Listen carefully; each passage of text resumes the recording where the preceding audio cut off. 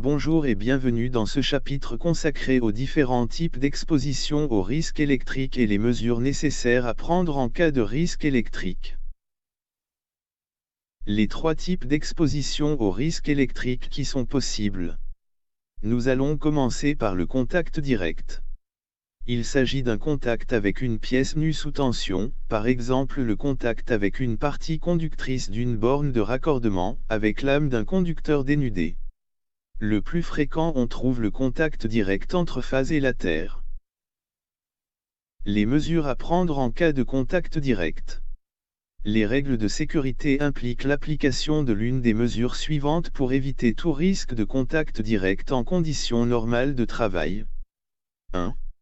Éloignement. 2. Obstacle sur le passage. 3. Isolation fonctionnelle. Il existera un risque d'électrocution par contact direct si l'une de ces mesures est omise ou mal suivie. Comme vous voyez sur les photos, celle de gauche présente un risque de contact d'une échelle avec des conducteurs sous tension. Il faut dans ce cas respecter la distance d'éloignement D pour éviter tout risque. Les photos de droite montrent la mise en place d'une porte-barrière pour garder une distance de sécurité avec les pièces sous tension.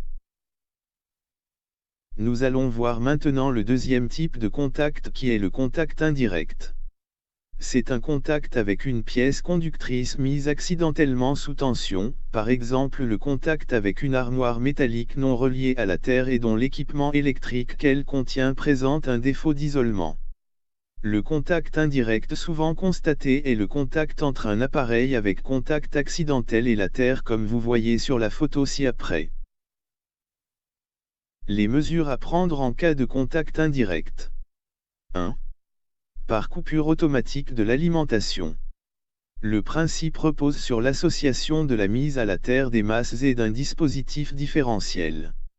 Ce dernier coupe automatiquement l'alimentation lorsqu'une masse métallique est mise accidentellement sous tension.